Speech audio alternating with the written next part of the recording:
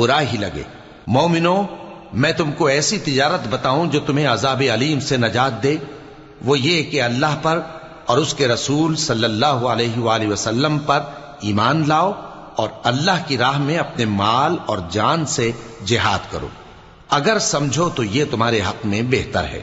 وہ تمہارے گناہ بخش دے گا اور تم کو جنت کے باغوں میں جن کے نیچے نہریں بہ رہی ہیں اور پاکیزہ مکانات میں جو ہمیشہ کی بہشت میں ہیں داخل کرے گا۔